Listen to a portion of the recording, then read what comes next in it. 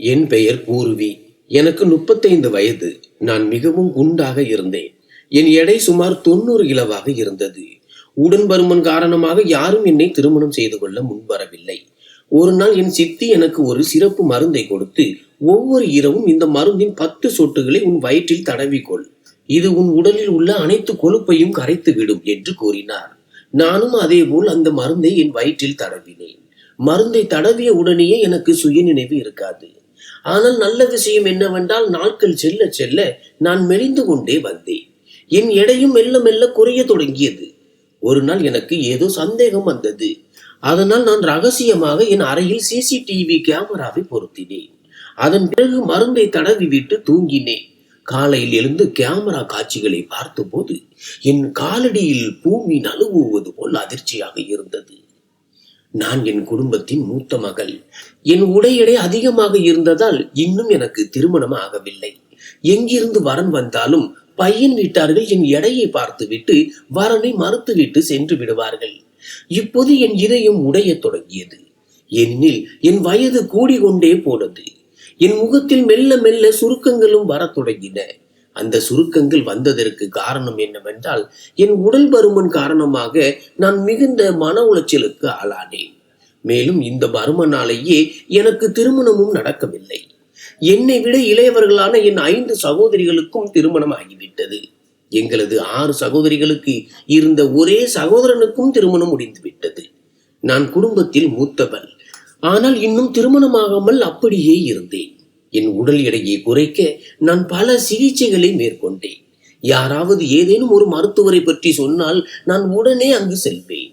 அது நாட்டு மருத்துவராக இருந்தாலும் சரி, அல்லது ஹோமியோபதி மருத்துவராக இருந்தாலும் சரி, உடல் எடையை குறைக்க என்னென்ன செய்ய முடியுமோ அவை அனைத்தையும் நான் செய்து விட்டேன். ஆனால் எதுவும் பலன் அளிக்கவில்லை. அந்த நாட்களில் என் அம்மா ஒரு பெண்ணை பார்த்து என் தம்பிக்கு திருமணம் செய்து வைத்தார். ஏனெனில் என்னால் என் தம்பியின் திருமணத்தில் பல தடைகள் வந்தன. என் தம்பியும் இப்போது என்னை இழிவாக பேசத் தொடங்கினான். யாராவது பெண் வீட்டார் என் தம்பியை பார்க்க வீட்டிற்கு வந்தால், மூத்த சகோதரிகளுக்கு திருமணமாகவில்லை என்றால் அவர்கள் தங்கள் தம்பியின் திருமண வாழ்க்கையில் அதிகம் தலையிடுவார்கள். இதனால் கணவன் மனைவி இடையே சண்டை வரும் என்று சிலர் சொல்வார்கள். இது போன்ற காரணங்களை சொல்லியே மக்கள் வரனை மறுத்துவிட்டு சென்றனர். மகளுக்கு பிறகு திருமணம் செய்து கொள்ளலாம், மருமகள் வீட்டிற்கு வந்தால் எப்படியாவது மகளுக்கு ஒரு புதிய வரன் அமைந்துவிடும் என்று என் அம்மா நினைத்தார். பிறகு என் தம்பியின் திருமணம் முடிவானது. எங்கள் வீட்டிற்கு மருமகள் வந்தபோது நான் அவளை பார்த்து கொண்டே வியந்து நின்றேன். ஏனெனில் என் தம்பி மனைவி அவ்வளவு அழகான, புத்திசாலித்தனமான மற்றும் சிவப்பான பெண். அவளை பார்த்து நான் மிகவும் மகிழ்ச்சி அடைந்தேன். ஆனால் அதே சமயம் எனக்குள் ஒரு குற்ற உணர்வும் ஏற்பட்டது. என் அப்பாவுக்கு ஒரு சகோதரர் இருந்தார். நாங்கள் அனைவரும் எங்கள் தாத்தா பாட்டி வீட்டில் வசித்து வந்தோம். அது என் அப்பாவின் வீடும் கூட. அந்த வீட்டில் என் சித்தப்பா சித்திக்கும் ஒரு அறை இருந்தது. என் சித்தப்பா வேறொரு நகரத்தில் வேலை செய்து வந்தார். அதனால் சித்தியும் அவருடன் அதே நகரத்தில் தங்கி இருந்தார். என் சித்தப்பா சித்திக்கு திருமணமாகி 1 வருடம் ஆகிவிட்டது. திருமணம் முடிந்த 1 மாதத்திலேயே சித்தப்பா சித்தியை அவர் வேலை செய்யும் நகரத்திற்கு அழைத்து சென்று அங்கேயே குடியேறினார். என் சித்தி மிகவும் அழகாகவும் ஒல்லியாகவும் இருப்பார். சில நாட்களுக்கு முன்பு அவர்கள் மீண்டும் எங்கள் வீட்டிற்கே குடிவரப்போவதாக போன் வந்தது. அதனால் நாங்கள் அவர்களின் அறையை திறந்து நன்றாக சுத்தம் செய்தோம். 10 நாட்களுக்கு பிறகு அவர்கள் தங்கள் அறையில் தங்குவதற்காக வந்தார்கள். சித்தி வீட்டிற்கு வந்தபோது அவர் முன்பை விட இன்னும் அழகாகவும் பொலிவாகவும் மாறியிருப்பதை நான் கவனித்தேன். அவருடைய அழகு மற்றும் பொலிவின் ரகசியத்தை நான் தெரிந்து கொள்ள விரும்பினேன். ஏனெனில் சித்தி மும்பை போன்ற ஒரு நகரத்தில் இருந்து வந்திருந்தார். அங்கிருக்கும் அனைத்து ஆணும் பெண்ணும் மிகவும் பொலிவாகவும் கட்டுக்கோப்பாகவும் இருப்பார்கள். திருமணமாகி 1 மாதமே ஆன நிலையில் சித்தி மும்பைக்கு சென்றதால் எங்களுக்குள் அவ்வளவாக பேச்சுவார்த்தை இல்லை. ஆனால் அவ்வப்போது போனில் மட்டும் பேசிக்கொள்வோம். சில நாட்களிலேயே சித்தப்பாவும் சித்தியும் இப்போது எங்கள் வீட்டிற்கே குடி வந்து விட்டார்கள். இனி சித்தப்பாவுக்கு மீண்டும் மும்பைக்கு செல்லும் எண்ணம் எதுவும் இல்லை. என் சித்தியின் பிறந்த வீடு திண்டிவனத்தில் தான் இருந்தது. நாங்கள் அனைவரும் திண்டிவனத்திலேயே தான் வசித்து வந்தோம். சித்தப்பா சித்தியுடையது காதல் திருமணம். அவர் தன் ஊர் பெண்ணையே திருமணம் செய்து கொண்டார். சில நாட்களிலேயே எனக்கும் சித்திக்கும் இடையே நல்ல நட்பு உருவானது. என் தம்பி மனைவி என்னிடம் குறைவாகவே பேசுவாள். சொல்ல போனால் அவளும் அழகாகத்தான் இருந்தாள். ஆனால் என்ன காரணமோ தெரியவில்லை, அவள் ஏதோ ஒரு கர்வத்தில் இருந்தாள். அவளுக்கு என்னிடம் பேசுவது சுத்தமாக பிடிக்கவில்லை. ஆனால் சித்தியின் குணம் மிகவும் நல்லது. அவர் என்னிடம் மெல்ல மெல்ல நட்பானார். இப்போது எங்கள் இருவரின் நட்பு மிகவும் ஆழமாகிவிட்டது. நான் எப்போதும் சித்தியிடம் மும்பையை பற்றி விஷயங்களை கேட்டுக்கொண்டே இருப்பேன். அவரிடம் அவரது உடல் ஆரோக்கியத்தின் ரகசியத்தை தெரிந்து கொள்ள விரும்புவேன். இப்போது சித்தி என்னிடம், நீ சீக்கிரம் திருமணம் செய்து கொள் என்று சொல்வார். நான் சித்தியிடம், நான் எப்படி திருமணம் செய்து கொள்வது? உங்களிடம் இருப்பதை போன்ற அழகோ அல்லது பொலிவோ என்னிடம் இல்லையே. என் உடல் எடை அப்படி இருக்கிறது. யாரும் என்னை நிமிர்ந்து கூட பார்ப்பதில்லை என்று கேட்பேன். அதற்கு சித்தி, இதில் என்ன பெரிய விஷயம் இருக்கிறது? நீ கவலைப்படாதே, எல்லாம் சரியாகிவிடும். உனக்கான எல்லா சிகிச்சைகளையும் நானே முன்னின்று செய்கிறேன் என்றார். சித்தி எனக்கு எப்படி சிகிச்சை அளிப்பார் என்று நான் ஆச்சரியத்துடன் பார்த்தேன். சித்தி என்னிடம், நீ இப்போது என்னுடன் மருத்துவமனைக்கு வா, எனக்கு இங்கே ஒரு நல்ல மருத்துவரை தெரியும் என்று கூறினார். சித்தியின் பேச்சை கேட்டு நான் மிகவும் மகிழ்ச்சி அடைந்தேன். முதல் முறையாக யாரோ ஒருவர் என்னை மருத்துவரிடம் அழைத்து செல்வதாக சொல்வதை என்னால் நம்பவே முடியவில்லை. இல்லை என்றால் எல்லோரும், நீ நிறைய சாப்பிடுகிறாய், அதனால் தான் இவ்வளவு குண்டாக இருக்கிறாய், கொஞ்சம் உணவு கட்டுப்பாட்டை மேற்கொண்டால் சரியாகிவிடும் என்றுதான் சொல்வார்கள். ஆனால் சித்தி மிகவும் அமைதியாக என்னை வீட்டிற்கு வெளியே அழைத்து சென்றார். அவர் ஒரு ஆட்டோவை நிறுத்தி என்னை அதில் ஏறச் சொன்னார். பிறகு, வா, உன்னை மருத்துவரிடம் அழைத்து செல்கிறேன் என்று கூறினார். நான் மிகுந்த மகிழ்ச்சியுடன் சித்தியுடன் ஆட்டோவில் ஏறிக்கொண்டேன். சுமார் 15 நிமிட பயணத்திற்கு பிறகு ஒரு பெரிய மருத்துவமனைக்கு முன்னால் நாங்கள் வந்து சேர்ந்தோம். ஆனால் அந்த மருத்துவமனையின் முன்னால் எந்த ஒரு பெயர் பலகையும் இல்லாதது எனக்கு மிகுந்த ஆச்சரியத்தை அளித்தது. அங்கு கூட்டமும் அதிகமாக இல்லை. என்னை போல 2-3 பெண்கள் மட்டுமே வெளியே அமர்ந்திருந்தனர். அந்த பெண்களின் முகத்தில் பெரிய முகப்பரு தழும்புகளும் முகப்பரு வடுக்களும் இருந்தன. அவர்களை பார்த்தபோது என் உடல் பருமன் எவ்வளவோ பரவாயில்லை என்று எனக்கு தோன்றியது. ஏனெனில் அவர்களின் நிலைமை என்னை விட மோசமாக இருந்தது. சிறிது நேரத்திற்கு பிறகு ஒரு பெண் உள்ளே வந்தாள். அவள் அந்த பெண்கள் அனைவரையும், அந்த அறையில் அமர்ந்திருந்தவர்களையும் பார்க்க தொடங்கினாள். பிறகு அந்த பெண்ணின் பார்வை என் மீது விழுந்த போது அவள் ஒரு விசித்திரமான முறையில் சிரித்து கொண்டே என் சித்திக்கு சைகை காட்டினாள். சித்தியும் அவளுக்கு சைகையிலேயே ஏதோ பதில் சொன்னார். பிறகு என்னை அழைத்து கொண்டு வெளியே வந்தார். அந்த பெண் என்னை பார்த்து மிகவும் மகிழ்ச்சி அடைந்தாள். சித்தி என்னிடம், இந்த பெண் உன்னிடம் என்ன கேட்டாலும் அதற்கு நேர்மையாக பதில் சொல். இவள் தான் உன்னை பெரிய மருத்துவரிடம் அழைத்து செல்வாள். அதன் பிறகு உன் அத்தனை பிரச்சனைகளும் தீர்த்துவிடும் என்றார். என் விதி மாறப்போகிறது என்பதும், என் சித்தியை நம்பி நான் எவ்வளவு பெரிய தவறு செய்கிறேன் என்பதும் அப்போது எனக்கு தெரியவில்லை. அந்த பெண் என்னை ஒரு அறைக்குள் அழைத்து சென்றாள். அங்கே சித்தி இல்லை. அந்த பெண் என்னிடம், உன் உடல் பருமனை எடை போட வேண்டும். உன் உடலில் எவ்வளவு நீர் சத்து இருக்கிறது மற்றும் எவ்வளவு கொழுப்பு இருக்கிறது என்பதை கண்டறிய வேண்டும். நீ இந்த படுக்கையில் படுத்துக்கொள், நான் மெஷினை எடுத்து வருகிறேன் என்றாள். நான் மிகவும் ஆச்சரியப்பட்டேன். ஆனால் சித்தி என்னிடம் அமைதியாக, அந்த பெண் சொல்வதை கேள், அவள் சொல்வது போலவே செய், பின்னால் எந்த பிரச்சனையும் வந்துவிடக்கூடாது என்று சொல்லி இருந்தார். நான் உடனே அந்த பெண் சொன்னது போலவே கண்களை மூடிக்கொண்டு படுக்கையில் படுத்தேன். அதற்கு பிறகு எனக்கு என்ன நடந்தது என்று தெரியவில்லை. சிறிது நேரம் கழித்து எனக்கு மெல்லிய சத்தங்கள் கேட்கத் தொடங்கின. ஒருவேளை அந்த பெண் அறைக்குள் வந்திருக்கலாம். அவ்வளவுதான். யாரோ என் கண்களை துணியால் கட்டினார்கள். எனக்கு மிகவும் பயமாக இருந்தது. ஏனென்றால் அந்த நேரத்தில் சித்தியும் என்னுடன் இல்லை. கண்கள் கட்டப்பட்ட பிறகு எனக்கு எதுவுமே தெரியவில்லை. என் கண்களுக்கு முன்னால் இருள் சூழ்ந்தது. கட்டை அவிழ்த்த போது நான் முன்பிருந்தது போலவே தான் இருந்தேன். என்னிடம் எந்த மாற்றமும் தெரியவில்லை. சுமார் 20 நிமிடங்கள் அவர்கள் சிகிச்சை அளித்தனர். ஆனால் என் உடல் முழுவதும் அரிப்பு ஏற்படுவதை உணர்ந்தேன்.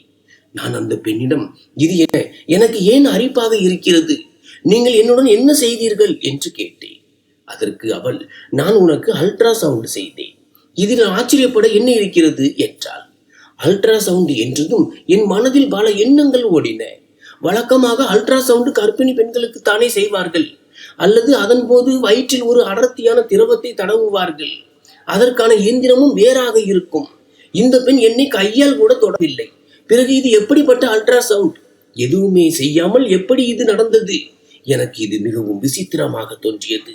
பிறகு அவள் என்னை முன்னால் அமர வைத்து, உனக்கு எப்போதிலிருந்து இந்த உடல் பருமன் இருக்கிறது, நீ எவ்வளவு சாப்பிடுவாய் என்று கேள்விகள் கேட்டாள். நான் சொன்ன பதில்களை ஒரு காகிதத்தில் குறித்து கொண்டாள். எல்லா விவரங்களையும் கேட்ட பிறகு, இப்போது நீ வெளியே செல், உன் சித்தியை உள்ளே அனுப்பு என்றாள். என் உடை எடை குறையுமா இல்லையா என்ற பயத்துடனேயே நான் வெளியே வந்தேன். சித்தியிடம் சென்று, அவர்கள் உங்களை உள்ளே அழைக்கிறார்கள் என்று சொன்னேன். சித்தி அறைக்குள் சென்றார். நான் கதவுக்கு வெளியே நின்றேன். அப்போது சித்தியும் அந்த பெண்ணும் பேசிக்கொள்ளும் சத்தம் என் காதில் விழுந்தது. திடீரென்று உள்ளிருந்து சிரிப்பு சத்தமும் கேட்டது. எனக்கு ஆச்சரியமாக இருந்தது. சித்திக்கு இந்த பெண்ணை ஏற்கனவே தெரியுமா, அல்லது இப்போதுதான் பழகினாரா? ஏனெனில் இருவரின் சிரிப்பு சத்தமும் வெளியே வரை கேட்டது. ஆனால் அந்த நேரத்தில் என்னால் எதுவுமே செய்ய முடியவில்லை. ஏனெனில் அந்த மருத்துவமனையில் எனக்கு தெரிந்த ஒரே நபர் என் சித்தி மட்டும்தான். சிறிது நேரம் கழித்து சித்தி அறையை விட்டு வெளியே வந்தபோது அவர் முகம் மிகவும் அமைதியாக, எந்த உணர்ச்சியும் இல்லாமல் இருந்தது. அவர் என்னிடம், வா சீக்கிரம் வீட்டிற்கு போகலாம், நேரமாகி விட்டது, உன் சித்தப்பாவும் வந்து விடுவார் என்று சொன்னார்.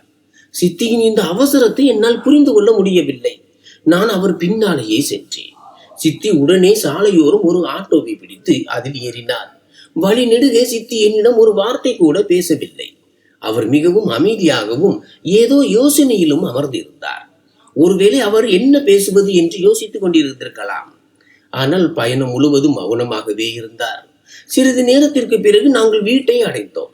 சித்தி ஆட்டோக்காரருக்கு பணம் கொடுத்து அவரை அனுப்பி வைத்தார். ஆனால் அந்த ஆட்டோக்காரர் என்னை பார்த்து மிகவும் பரிதாபமான பார்வையுடன் பார்த்து கொண்டிருந்தார். அவருக்கு ஏதோ ஒரு விஷயம் தெரிந்திருந்தது போல தோன்றியது. அவர் என்னிடம் ஏதோ சொல்ல விரும்பி இருக்கலாம். அவர் ஒரு முறை என்னை கூப்பிட்டு, நில்லுங்கள் சகோதரி, ஒரு நிமிடம் கேளுங்கள் என்று கூறினார். ஆனால் உடனே சித்தி அவரை அதட்டி அங்கிருந்து விரட்டிவிட்டார். நான் மிகவும் கவலையடைந்தேன். என் மனம் சித்தியிடம் எல்லா விஷயங்களையும் கேட்க துடித்தது. சித்தப்பாவிடம் சொல்லிவிடுவேன் என்று சொல்ல நினைத்தேன். ஆனால் என்னால் என்ன செய்ய முடியும்? என் உடல் எடை மிக அதிகமாக இருந்தது. எப்படியாவது சித்தி மூலமாகத்தான் எனக்கு சிகிச்சை நடக்க வேண்டியிருந்தது. நாங்கள் வீட்டிற்குள் நுழைந்ததும் சித்தி எனக்கு எதையும் சொல்லாமல் நேராக தன் அறைக்குள் சென்று விட்டார். நானும் அவர் பின்னாலேயே அவர் அறைக்கு சென்றேன். ஒருவேளை அவர் இப்போது என் சிகிச்சையை பற்றி ஏதேனும் சொல்வார் என்று எதிர்பார்த்தேன். ஆனால் அவர் அறைக்குள் சென்றதும் உடனடியாக கதவை சத்தமாக சாத்தி கொண்டார். நான் ஒரு பைத்தியத்தை போல நின்று அவரை பார்த்து கொண்டிருந்தேன். வெகு நேரம் அவர் அறை வாசலில் நின்று அவருக்காக காத்திருந்தேன். ஆனால் சித்தி வெளியே வருவதாக தெரியவில்லை. என் மனதில் விசித்திரமான எண்ணங்கள் ஓடத் தொடங்கின. சித்தி ஏன் என்னிடம் இப்படி நடந்து கொள்கிறார் என்று தெரியவில்லை. இதை பற்றி யோசித்துக் கொண்டு நான் நேராக என் அறைக்கு வந்தேன். சிறிது நேரத்திற்கு பிறகு என் அம்மா என்னை கூப்பிட்டு, உன் சித்தி உன்னை அழைக்கிறார் என்று சொன்னார். நான் வெளியே சென்ற போது சித்தி மிகவும் மகிழ்ச்சியாக காணப்பட்டார். அவர் என்னை கட்டிப்பிடித்துக் கொண்டு, நீ என் மகள் மட்டுமல்ல, என் தோழியை போன்றவள்.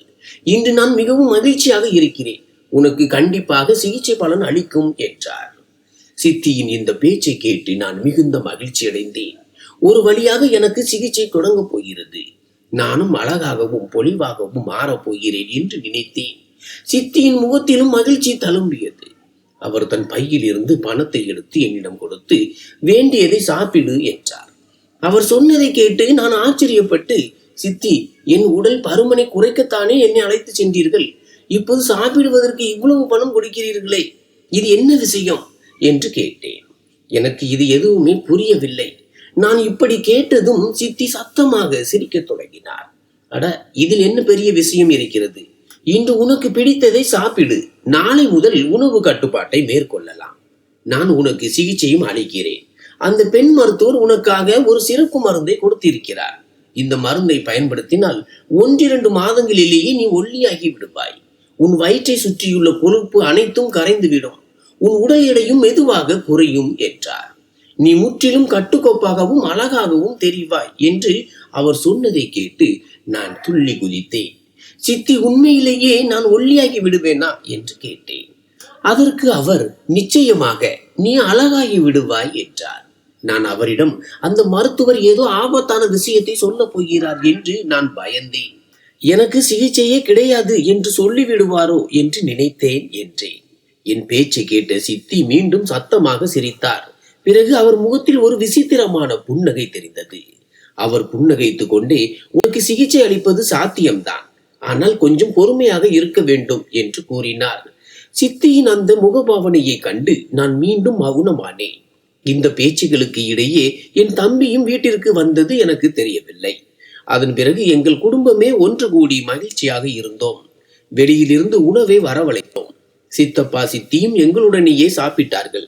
அனைவரும் மகிழ்ச்சியாக இருந்த அந்த நேரத்தில் என் மருந்தை பற்றி நான் முற்றிலும் மறந்துவிட்டேன். எல்லா வேலைகளையும் முடித்துவிட்டு நான் சித்தி அறைக்கு வந்தேன். அவர் கையில் ஒரு சிறிய பிளாஸ்டிக் பாட்டில் இருந்தது. என்னை நோக்கி பார்த்த சித்தி, அந்த மருத்துவர் கொடுத்த மருந்து இதுதான் என்றார். நான் சித்தியிடம், சித்தி, இவ்வளவு சிறிய பாட்டிலில் இருக்கும் கொஞ்சோண்டு மருந்தால் என்ன ஆக போகிறது என்று கேட்டேன். அதற்கு சித்தி, இந்த மருந்தால் தான் உண்மையான சிகிச்சை நடக்கும். இது மிகவும் வீரியமிக்க மருந்து என்றார். சித்தி அந்த பாட்டிலை என்னிடம் காட்டினார். அதில் விசித்திரமான தண்ணீர் போன்ற ஒரு திரவம் இருந்தது. இந்த மருந்தின் 10 சொட்டுகளை உன் வயிற்றில் விட்டு மசாஜ் செய்ய வேண்டும். இரவு முழுவதும் அதை அப்படியே வைத்திருந்து விட்டு தூங்க வேண்டும். காலையில் நீ எழுந்திருக்கும் போது உன் எடை குறைய தொடங்கும் என்று சித்தி விளக்கினார். உன் உடலில் பல மாற்றங்கள் ஏற்பட தொடங்கும் என்றார். சித்தி சொன்னதை கேட்டு நான் மிகவும் மகிழ்ச்சி அடைந்தேன். இந்த மருந்து மிகவும் விலை உயர்ந்தது என்றும் எனக்காக சிறப்பாக 50,000 ரூபாய் கொடுத்து இதை வாங்கியதாகவும் அவர் கூறினார். எனவே இந்த மருந்தை மிகவும் கவனமாக பயன்படுத்து. 10 சொட்டுகளை மட்டும் வயிற்றில் தேய்த்துக்கொள். இது உனக்கு மிகப்பெரிய பலனை தரும் என்றார். சித்தியின் பேச்சை கேட்டு நான் அவருக்கு மிகவும் கடமைப்பட்டவளாக உணர்ந்தேன். அப்போது திடீரென்று சித்திக்கு ஏதோ ஞாபகம் வந்தது. அவர் என்னிடம், ஒன்று கவனி, உன் அறைக்கு சென்று இந்த மருந்தை தடவிய உடனேயே நன்றாக மசாஜ் செய் என்றார். மருந்தை தடவ தொடங்கிவிடு. அதன் பிறகு நீ அறையை விட்டு வெளியே வரக்கூடாது. உன் அறையிலேயே இரு. அங்கேயும் இங்கும் செல்லாதே. இந்த மருந்தால் அதிக தூக்கம் வரும். நீ இதை தடவிய பிறகு நிம்மதியாக தூங்கு என்றார். நான் சித்தியிடம், சரி சித்தி, நான் எங்கும் செல்ல மாட்டேன். நீங்கள் கவலைப்படாதீர்கள். நான் இந்த சிகிச்சையை முழுமையாக முடிப்பேன் என்றேன். சித்தி, சரி, நல்லது. இப்போது நான் கிளம்புகிறேன். நேரமாகிவிட்டது. நீயும் மருந்து தடவி விட்டு தூங்கு என்று கூறிவிட்டு அங்கிருந்து சென்றார். நான் அந்த சிறிய பிளாஸ்டிக் பாட்டிலை உற்று பார்த்தேன். அதில் மருந்து இருப்பதை போலவே தெரியவில்லை. அதற்கு பதிலாக தண்ணீர் இருப்பதை போல தெரிந்தது.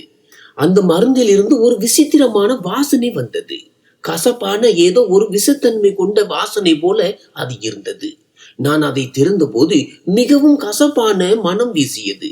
எப்படியோ நான் என் அறைக்கு சென்று கதவை மூடிவிட்டு அந்த மருந்தின் 10 சொட்டுகளை என் வயிற்றில் தடவி மசாஜ் செய்துவிட்டு தூங்கினேன். அன்று இரவு எனக்கு மிக ஆழ்ந்த உறக்கம் வந்தது. இரவு முழுவதும் நான் ஒரு சுயநினைவற்ற நிலையில் இருப்பது போலவே தூங்கினேன். காலையில் நான் கண் விழித்த போது மணி கிட்டத்தட்ட 12 ஆகியிருந்தது. என் அம்மா கதவை வேகமாக தட்டினார். அந்த சத்தம் கேட்டு நான் மிகுந்த அச்சமடைந்தேன். ஏனென்றால் இதற்கு முன்பு இப்படி நடந்ததே இல்லை. கடிகாரத்தை பார்த்தபோது நான் அதிர்ச்சி அடைந்தேன். மதியம் 12 மணி ஆகிவிட்டிருந்தது. உண்மையில் இப்படி நடந்திருக்க கூடாது. வழக்கமாக நான் காலை 8 மணிக்கெல்லாம் எழுந்து விடுவேன். ஆனால் இன்றுதான் முதல் முறையாக மதியம் 12 மணி வரை தூங்கி இருக்கிறேன். என் வாழ்க்கையில் எப்போதும் காலை 8 அல்லது 9 மணிக்கே எழுந்து விடுவது வழக்கம். நான் கதவை திறந்ததும் அம்மாவின் பார்வை என் மீது விழுந்தது. அவர் என்னை மிகுந்த கவலையுடன் பார்த்தார். மகளே, இன்று உனக்கு என்ன என்று கேட்க தொடங்கினார். என்ன நடந்தது? நீ வழக்கமாக அதிகாலையிலேயே எழுந்து விடுவாயே. உன் உடல்நிலை சரியாக இருக்கிறதா? ஏன் இவ்வளவு நேரம் தூங்கி கொண்டு இருக்கிறாய் என்று அம்மா கேட்டபோது நானே என்னை ஆச்சரியத்துடன் பார்த்து கொண்டேன். என் உடலில் இருந்து ஒரு விதமான துர்நாற்றம் வீசிக்கொண்டிருந்தது. ஏதோ ஒரு அசுத்தமான அறையில் தூங்கி எழுந்ததை போல உணர்ந்தேன். என் உடைகளில் இருந்தும் படுக்கையில் இருந்தும் ஒரு விசித்திரமான வாடை வந்தது. அந்த அறைக்குள் மூச்சை விடுவதற்கே சிரமமாக இருக்கும் அளவுக்கு நாற்றம் இருந்தது. நல்ல வேளையாக என் அம்மா அந்த நாற்றத்தை கவனிக்கவில்லை. காலை உணவு சாப்பிட செல்லும் முன் நான் என் அறைக்கு சென்று முதலில் குளித்து தயாராக சென்றேன். குளித்து விட்டு வெளியே வந்தபோது நான் மிகவும் புத்துணர்ச்சியாக உணர்ந்தேன். ஆனால் இதற்கு முன்பு எவ்வளவு நேரம் தூங்கினாலும் என் உடைகள் இப்படி நாற்றம் எடுத்ததில்லை என்பதை நினைக்கும் போது எனக்கு வருத்தமாக இருந்தது. இன்று எனக்கு மிக விசித்திரமான ஒரு அனுபவம் ஏற்பட்டிருந்தது. அதை என்னால் புரிந்து கொள்ளவே முடியவில்லை. சிறிது நேரம் கழித்து நான் காலை உணவு சாப்பிட மேசைக்கு சென்ற போது அங்கே சித்தியும் இருந்தார். அவர் என் அருகில் வந்து அமர்ந்தார். என்னை பார்த்ததும் சித்தி மிகவும் மகிழ்ச்சி அடைந்து பேசத் தொடங்கினார். நேற்று இரவு உனக்கு தூக்கம் எப்படி இருந்தது என்று கேட்டார். எனக்கு மிக ஆழ்ந்த ஒருவித போதையில் இருப்பது போன்ற விசித்திரமான தூக்கம் வந்தது என்று என்னால் அவரிடம் சொல்ல முடியவில்லை. ஏனெனில் அம்மா எங்களுடனேயே அமர்ந்திருந்தார். சித்தியுடன் தனியாக மருத்துவமனைக்கு சென்றதற்காக அம்மா என்னை திட்டக்கூடும் என்ற பயத்தில் நான் மௌனமாக இருந்தேன். பிறகு சித்தி என்னை அவர் அறைக்கு வருமாறு சைகை காட்டினார்.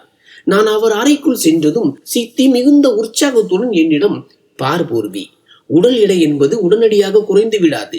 உன் எடையை குறைக்க சுமார் 1 அல்லது 2 மாதங்கள் உழைக்க வேண்டும். இந்த மருந்தை இடைவிடாமல் பயன்படுத்த வேண்டும். ஆனால் அதற்கு முன் உனக்கு இன்னும் ஓரிடத்தில் பரிசோதனை செய்ய விரும்புகிறேன். அந்த பரிசோதனைக்கு பிறகுதான் உனக்கு எந்த மருந்து கொடுக்க வேண்டும் என்பது சரியாக தெரியும். உன் உடல் பருமன் எவ்வளவு ஆபத்தானது மற்றும் எந்த அளவுக்கு அதிகரித்துள்ளது என்பது உனக்கே தெரியும். இப்போது யாராவது உன்னை திருமணம் செய்து கொண்டால் அவர்கள் உன்னை தாய்க்கு சமமாகவே கருதுவார்கள். ஏனெனில் உன் எடை அவ்வளவு அதிகமாகிவிட்டது. நீ ஒரு முதிர்ந்த பெண்ணை போல தோற்றமளிக்கிறாய் என்றார். சித்தியின் பேச்சை கேட்டு நான் பயந்து விட்டேன். சித்தி, நீங்கள் என்ன பரிசோதனை செய்ய விரும்பினாலும் அதற்கு நான் தயார். நான் உங்களுடன் வருகிறேன். கடவுளுக்காக என் உடல் பருமனை குறைக்க ஏதாவது செய்யுங்கள் என்று கூறினேன். சித்தி BA MBA படித்தவர் என்பதால் அவர் மீது எனக்கு அதிக நம்பிக்கை இருந்தது. சித்தி, இன்று மாலை மருத்துவரிடம் செல்வோம், நீ தயாராக இரு என்றார். மாலையானதும் நான் தயாரானேன். நாங்கள் இருவரும் வீட்டிலிருந்து கிளம்பினோம். சித்தி ஒரு ஆட்டோவை வரவழைத்து என்னை மருத்துவமனைக்கு அழைத்து சென்றார். ஏற்கனவே ஒரு முறை அங்கு சென்றிருந்ததால் நான் நிம்மதியாக இருந்தேன். சித்தி என்னிடம், நீ இந்த நாற்காலியில் அமர்ந்திரு, நான் சிறிது நேரத்தில் மருத்துவரை அழைத்து வருகிறேன் என்றார். அவர் சொன்னபடியே நான் நாற்காலியில் அமர்ந்தேன். சிறிது நேரத்திற்கு பிறகு அந்த பெண் மருத்துவர் வந்தார். அவர் வந்ததும் என்னை பார்த்து, நீ இப்போது கொஞ்சம் மெலிந்து காணப்படுகிறாய் என்று கூறிவிட்டு விகாரமாக சிரித்தார். இன்று வரை யாரும் திடீரென்று என்னை பார்த்து ஒல்லியாக இருக்கிறாய் என்று சொன்னதில்லை என்பதால் நான் ஆச்சரியப்பட்டேன். பலர் என்னை முட்டாளாக கருதுகிறார்களோ என்று தோன்றியது. அந்த பெண்ணின் கையில் புதிய உடைகள் இருப்பதை நான் கவனித்தேன். அவர் அந்த உடைகளை சித்தியிடம் கொடுக்க, சித்தி அவற்றை என்னிடம் தந்து, போய் கழிவறையில் இந்த உடைகளை மாற்றி கொண்டு வா, இந்த உடைகளிலேயே உனக்கு பரிசோதனை செய்யப்படும் என்றார். நான் அந்த உடைகளை பார்த்தபோது அவை ஒரு மணப்பெண்ணின் ஆடைகளை போல இருந்தன. இந்த உடைகளை அணிந்து கொண்டு எப்படி பரிசோதனை செய்வார்கள் என்று எனக்கு புரியவில்லை. ஒருவேளை இது இவர்களுடைய புதிய பாணியாக இருக்கலாம். ஏனெனில் அந்த உடைகள் மருத்துவமனை உடைகளை போல தெரியவில்லை. மருத்துவமனை உடைகள் எப்படி இருக்கும் என்று எனக்கு தெரியும். நோயாளிகளுக்கு வசதியாக இருக்குமே தவிர இவர்கள் கொடுத்ததை போல ஜொலி ஜொலிப்பாக இருக்காது. நான் ஆச்சரியத்துடன் சித்தியையும் அந்த மருத்துவரையும் பார்த்தேன். அவர் என்னிடம், சீக்கிரம் சென்று அணிந்து கொண்டு வா, நான் உனக்காக காத்திருக்கிறேன், எனக்கு அதிக நேரம் இல்லை, இன்னும் நிறைய நோயாளிகள் இருக்கிறார்கள் என்றார். இதை கேட்டு நான் கழிவறைக்கு சென்று என் உடைகளை கலற்றி மாட்டிவிட்டு அந்த பளபளப்பான ஆடைகளை அணிந்து கொண்டு வெளியே வந்தேன். ஆச்சரியமாக அந்த உடைகள் எனக்கு சரியாக பொருந்தின. வழக்கமாக எனக்கு எல்லா உடைகளும் இறுக்கமாகத்தான் இருக்கும். அந்த பெண் என்னை மற்றொரு அறைக்கு அழைத்து சென்று, இங்கே சிறிது நேரம் அமர்ந்து எனக்காக காத்திரு, மேலும் நீ இங்கே அமர்ந்து முன்னால் இருக்கும் கண்ணாடியையே பார்த்து கொண்டிருக்க வேண்டும், அசைந்து கொடுக்கவே கூடாது என்றார். அவர் சொன்னதை கூர்ந்து கவனித்தேன். என் முன்னால் ஒரு கண்ணாடி இருந்தது. அதில் என்னையே நான் தொடர்ந்து பார்த்து கொண்டிருந்தேன். கண்ணாடியின் முன்னால் அமர்ந்து சுமார் 1 மணி நேரம் கடந்து விட்டது.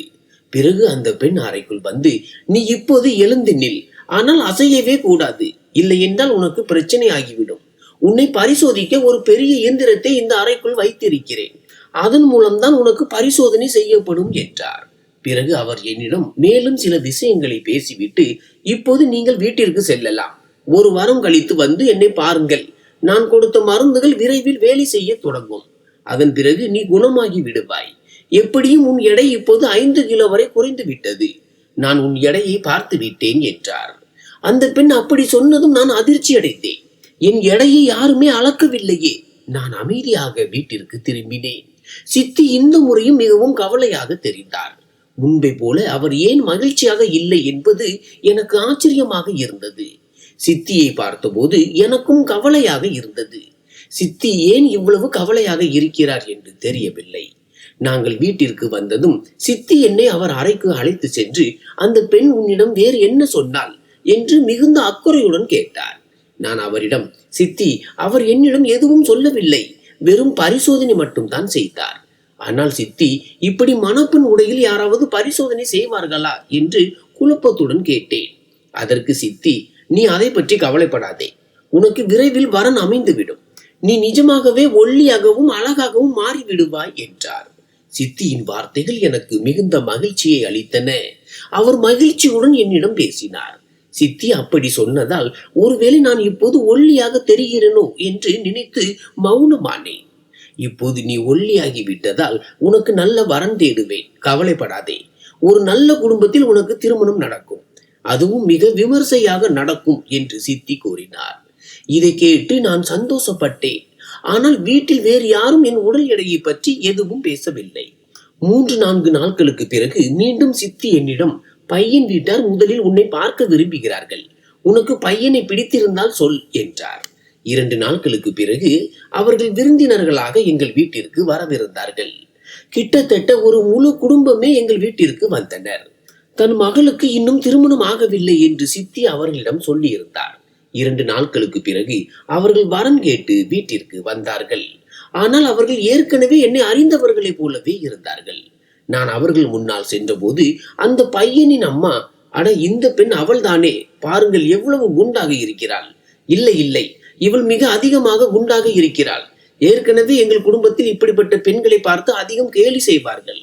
இப்படிப்பட்ட ஒரு பெண்ணை நாங்கள் எங்கள் வீட்டு மருமகளாக ஆக்க விரும்பவில்லை. எங்களால் இது முடியாது. இங்கிருந்து கிளம்பலாம் வாருங்கள் என்று கூறிவிட்டு அவர்கள் சென்று விட்டார்கள். அவர்கள் என் முகத்திற்கு நேரிலேயே வரனை மறுத்து விட்டார்கள். என் இதயம் உடைந்து போனது. ஆனால் நான் மௌனமாக இருந்தேன். எப்படியும் சித்தி சொல்லி இருந்தார், இந்த வரன் அமையாவிட்டால் என் பிறந்த வீட்டு தரப்பில் இருந்து உனக்கு வரன் பார்ப்பேன், நானே உன் திருமணத்தை நடத்தி வைப்பேன் என்று. அவர்கள் சென்ற பிறகு சித்தி எனக்கு ஆறுதல் கூறினார். கவலைப்படாதே, நான் என் பிறந்த வீட்டில் பேசிவிட்டேன். என் அண்ணன் மகன் இருக்கிறான். அவன் உன்னை திருமணம் செய்து கொண்டால் உன் வாழ்க்கை சிறப்பாக இருக்கும். திருமணத்திற்கு பிறகும் அவன் உன்னை மருத்துவரிடம் அழைத்து செல்வான். நீ குணமாகி விடுவாய் என்றார். நான் கடவுளுக்கு நன்றி சொன்னேன்.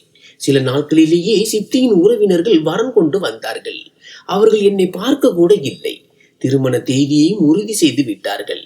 நான் மிகவும் மகிழ்ச்சி அடைந்தேன். கடைசியில் சித்தி எனக்கு துணையாக நின்று திருமணத்தை உறுதி செய்தார். ஆனால் சித்தி என்னிடம் ஒரு நிபந்தனை விதித்தார். இனிமேல் அந்த மருந்தை பயன்படுத்தக்கூடாது என்று கண்டிப்பாக கூறினார். ஏனெனில் அந்த மருந்தால் எனக்கு அதிக தூக்கமும் ஒருவித மயக்க நிலையும் ஏற்பட்டது. நான் சித்தியின் பேச்சை கேட்டு அந்த மருந்தை பயன்படுத்துவதை நிறுத்திவிட்டேன். என் வாழ்க்கை இப்போது எளிதானது. அப்படியே எனக்கு திருமணமும் நடந்தது. என் கணவர் என்னை பார்த்த உடனேயே என் மீது ஈர்க்கப்பட்டார். எனக்கு உன்னை மிகவும் பிடித்திருக்கிறது, நீ மிகவும் அழகாக இருக்கிறாய் என்றார்.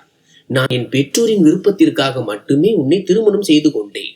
உன் எடை மிக அதிகம் என்று என்னிடம் சொல்லப்பட்டது. ஒருவேளை உன் எடை அதிகமாக இருப்பதையும் நீ குண்டாகவும் அழகற்றவளாகவும் இருப்பாய் என்று நினைத்து நான் திருமணத்திற்கு மறுத்திருந்தால் அது நான் செய்த மிக பெரிய முட்டாள்தனமாக இருந்திருக்கும். ஆனால் உன் உண்மையான அழகை நான் இன்றுதான் கண்டேன். நான் என் கணவரிடம் கேட்டேன், பெற்றோர் சொன்னார்கள் என்பதற்காக ஏன் திருமணம் செய்தீர்கள்?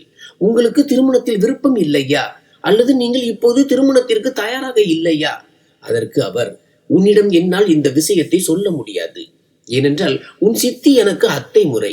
இந்த உண்மையை உன்னிடம் சொன்னால் அத்தை என் மீது கோபித்துக் கொள்வார் என்று என்னிடம் சத்தியம் வாங்கியிருக்கிறார். நான் மிகுந்த சிரமப்பட்டு என் கணவரிடமிருந்து அந்த ரகசியத்தை வரவழைக்க முயன்றேன். அவர் தன் அத்தையை பற்றி எதையும் சொல்ல தயாராக இல்லை. ஆனால் நான் விடாப்பிடியாக கேட்டபோது அவர் அனைத்தையும் சொல்ல ஒப்புக்கொண்டார். அவர் சொன்னதை கேட்டதும் என் காலடியில் பூமி நழுவுவது போல் அதிர்ச்சியாக இருந்தது. அவர் சொன்னார், என் அத்தை உன் உடல் பருமனை குறைக்க சிகிச்சை அளிக்கவில்லை, மாறாக உன்னை பயன்படுத்தி அவர் பணம் சம்பாதிக்க விரும்பினார். குண்டான பெண்கள் தேவைப்படும் பெரிய நிறுவனங்களுக்கு உன்னை அழைத்து சென்று அவர்களின் பிராண்டட் உடைகளை உனக்கு அணிவித்து போட்டோ எடுக்க வைத்தார். இதற்காகத்தான் அவர் உன்னை அந்த நிறுவனங்களுக்கு அழைத்து சென்றார். ஆனால் நீ சாதாரணமாக போட்டோ எடுக்க சம்மதிக்க மாட்டாய் என்பதால் அவர் ஒரு காரணத்தை சொல்லி உன்னை எளிதாக ஏமாற்றினார். உன் புகைப்படங்கள் பல பத்திரிகைகளிலும் வெளிவந்து விட்டன. ஆனால் இந்த விஷயத்தால் தான் உன் சித்தி இன்னும் கவலை அடைந்தார். ஏனெனில் பத்திரிகைகளில் உன் புகைப்படங்கள் வந்ததால் நீ இப்போது மிகவும் பிரபலமாகிவிட்டாய். இந்த விஷயம் இதுவரை உன் குடும்பத்தில் யாருக்கும் தெரியவில்லை. ஒருவேளை தெரிந்தால் உன் குடும்பத்தினர் என் அத்தையை வீட்டை விட்டு வெளியேற்றி விடுவார்கள். உன் சித்தப்பாவும் அவரிடம் மிகவும் மோசமாக நடந்து கொள்வார். அதனால்தான் அவர் உனக்கும் எனக்கும் திருமணத்தை முடித்துவிட தீர்மானித்தார். என் பெற்றோரிடமும் பேசி சம்மதிக்க வைத்தார். என் கணவர் இதை சொல்லிவிட்டு மௌனமானார். ஆனால் இதை கேட்ட பிறகு எனக்கு சுயநினைவே இல்லை. என் காதுகளையே என்னால் நம்ப முடியவில்லை. ஒருவேளை என் குடும்பத்தில் உள்ள அனைவருக்கும் இந்த விஷயம் தெரிந்திருந்தால் எல்லோரும் சித்தியை மிகவும் கேவலப்படுத்தி இருப்பார்கள். சித்தப்பா சித்தியை விவாகரத்து கூட செய்திருக்கலாம். அதனால்தான் நான் இன்று வரை இந்த விஷயத்தை என் குடும்பத்தினரிடம் சொல்ல விரும்பவில்லை. சித்தி எனக்கு என்ன செய்திருந்தாலும் இப்போது எனக்கு திருமணமாகிவிட்டது. நான் என் கணவருடன் மிகவும் மகிழ்ச்சியாக இருக்கிறேன்.